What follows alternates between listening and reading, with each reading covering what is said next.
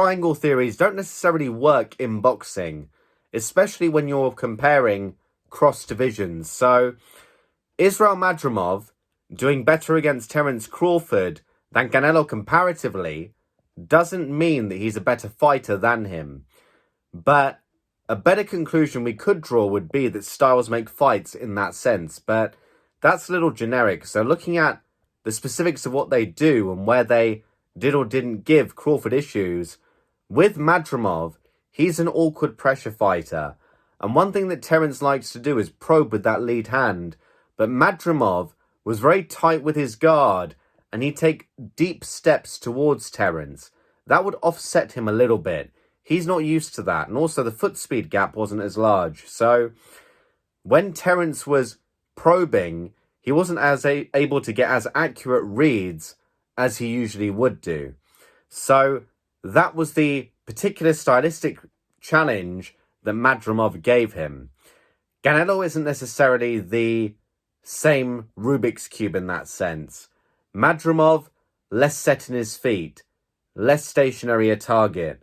So Crawford comparatively had more success in the other fight. But equally, it wouldn't be a stretch to imagine that this is possible. The idea of not performing 100% to make sure you get the mega payday. Tyson Fury did that against Deontay Wilder, but it's not quite a like-for-like comparison because Fury was coming off literally a coke binge, a drinking binge, 25 stone, ballooned up, came down against Pianetta, against Seferi. He didn't look particularly great. Through his own admission afterwards, that was by design, to lull Wilder into a false sense of security, thinking, right, this is a meal on a plate here. Let me just go and feast on a carcass that would look brilliant on my CV, or resume as the Americans say, name value wise, and that backfired spectacularly for him. Canelo has more pound for pound value and historical value in terms of his name than Deontay Wilder did or does, so not quite a like-for-like example there. But this wouldn't arguably make sense because Canelo's been accused of avoiding other fighters in his own division who've now had to move up to 175. So he was under the limelight a little bit already. And so Bud may have thought, you know what, this guy's under pressure. He's not fighting the monster in his own weight division, or that's how it's being perceived to be.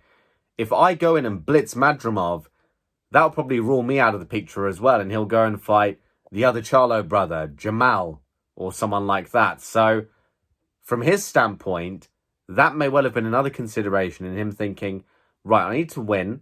I need to put a conclusive margin between myself and Madrimov, but not a jaw-dropping one. Not one that's going to make Canelo go, oh, I don't really fancy that. That guy could be a problem if he moves up. So that's just a hypothesis, of course, but curious to hear your thoughts, and we can discuss those below. Thank you guys for watching. If you have any questions that you'd like me to answer for you in future videos or the extended breakdowns, just tweet them over to me. That's at ElusiveRaf on Twitter. If you guys want to see my daily fight analysis uploads, I upload those every day to Instagram, and that's at Elusive 2.0 on Instagram.